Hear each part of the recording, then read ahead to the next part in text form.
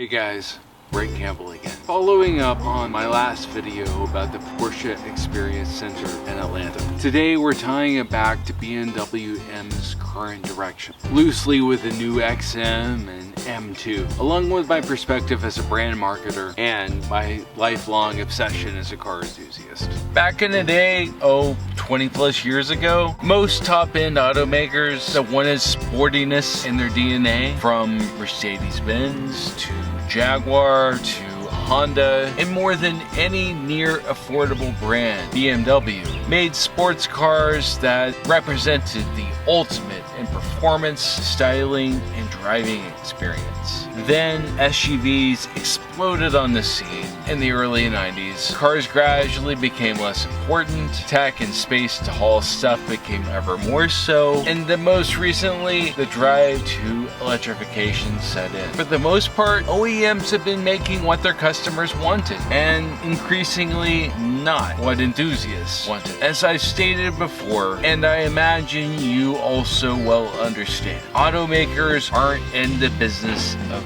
pleasing opinionated enthusiasts, but rather making money for their shareholders. The result many of us die-hard enthusiasts are reeling from is that BMW appears to no longer make cars for us, its biggest fans. I imagine we've all heard the adage, race on Sunday, sell on Monday, going back to the 1960s muscle car era. That's why Ford developed the GT40 to race and win at Le Mans, and Shelby Mustangs to capitalize on it. They did it not just to get back at Enzo Ferrari for leaving Henry Ford II the deuce at the altar. Make cars for enthusiasts, the rationale went, and not only will the innovations trickle down to the regular lineup and make them more competitive, but the automaker's brand will rise on the credibility only racing competitively can bring to. Or Ferrari's dominance of Le Mans and F1 ensured they'd forever have the most prized sports cars. Does this rule of racing pedigree still apply when it comes to selling cars? BMW is telling us with its actions that it doesn't. They probably aren't wrong either. BMW M no longer puts racing engines in its street cars. Most would say that the end of the era when BMW M set the standard was with the F1 inspired S65 V8 and S85 V10 when they ended production in 2012. And then BMW M entered a new era starting that same year with the F10 M5 and F80 M3. M started installing and cranking at the boost on turbocharged production engines rather than developing at great per unit expense race engines specific to low volume M cars. With this move, BMW Motorsport became less a halo brand and more a premium brand, and no doubt minimized costs and maximized profits in the process, which all began to chip away at BMW M's hard-earned brand. Today, M is more a sporty premium brand. To their credit, their cars are still fast. Faster than ever off the line, that is. Far more drivable in most driving situations, too. They're also far more edgy and extroverted and not at all subtle in their design, which many will argue is a bad look. Yet subtlety seems to be out of fashion when it comes to cars these days. I imagine the bottom line, profitability, looks great, but M was never about appeasing the accountants. That notoriously didn't work out well for GM in the badge engineering department, as GM's brand graveyard will attest. Yet, regardless of all of that, something is very much lost, as enthusiasts have been discussing for quite some time. Is it soul? My recent video comparison of my E46 M3 and my brother's M2 makes that point clear. So much of driving is the oral experience, a factor Lexus employed masterfully with the Yamaha design naturally aspirated V10 LFA. Gone are the high revving engines enthusiasts love and were so unique to BMW. All the new M's have a generic and appropriately boosted and tuned 3-liter straight 6 or 4.4 liter V8. They're far less expensive to engineer and produce when one can readily coax more power and low-end torque out of a turbocharged engine. Perfectly good for sure, but also not what they were. The specialness of a race-derived engine for street or weekend use is no longer. What does BMW make now, then? The best luxury SUVs. They're truly great at it. It's a boon to the US economy, too, as BMW makes about 350,000 X3s, X4s, X5s, X6s, and X7s every year at their Spartanburg, South Carolina plant. I've toured the facility twice, and it's surely awe-inspiring to any visitor.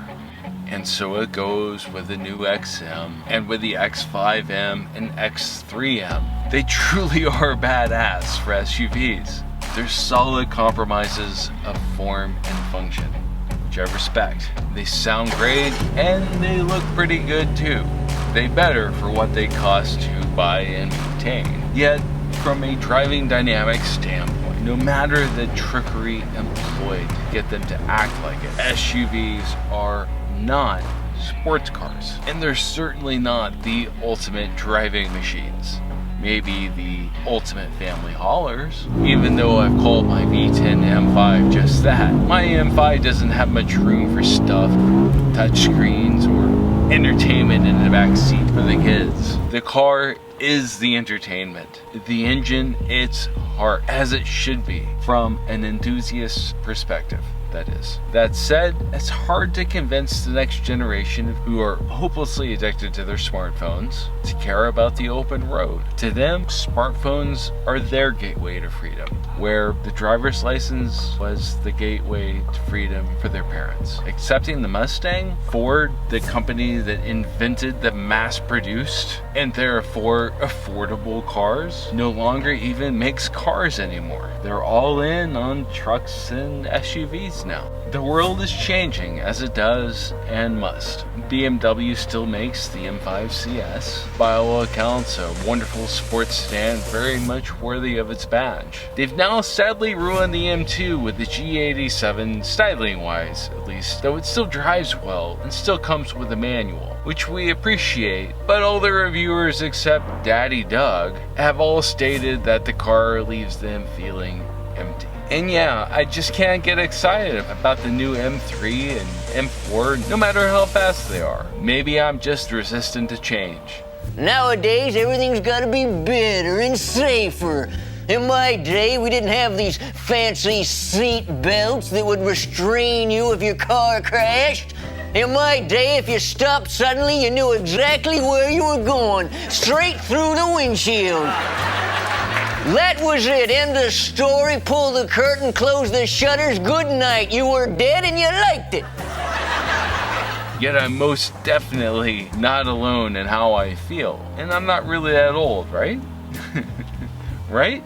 For what it's worth, I was impressed with the new XM. It's far better looking in person than in pictures. When I ignore that it's more technological force than finely engineered machine and just enjoy it, it's a lot of fun. I was hooting and hollering and I drove the snot out of it at its launch event in New Jersey last month. The XM is a cool car to have for a year or two, which is probably how long people who will pay $160,000 for such a car keep their cars before acquiring the next bright and shiny object. For them, it's a versatile, cool-looking, silly fast with loads of gadgets SUV version of their iPhone. A few years later, will a 6,000-pound beast with a number of electrical and computer systems that will surely break age well? It's doubtful, but that isn't BMW or the car's first owner's problem. Or is it? The depreciation is bound to be horrendous, and it's likely to do even more damage to the brand's sinking reputation. Will the XM be remembered and prized with the same reverence as the original M1? I can't imagine how. I'm hopeful that it'll age better than the Hummer H2 has. Is it the direction that BMW had to go? I can't say. Nobody has a crystal ball. I can imagine the mountain of data they analyzed that led them down this path. I get it. I truly do. I've been in those meetings. That said, I saw a stunning Taycan drive past my brother and me while in traffic on the West Side Highway in Manhattan a few days ago, and we both emphatically agreed the Porsche managed to make an electric car truly lust worthy. A friend just got one and I'm hoping to drive it before long. Anyway, I gotta do updates on maintenance videos about my M5 and M3 as my perspective and experience looking after them has evolved considerably on both since the last videos I made on the subject. I haven't decided what's next, but those are definitely in the near future. Until then, thanks for watching. Please subscribe. I'll see you the next time.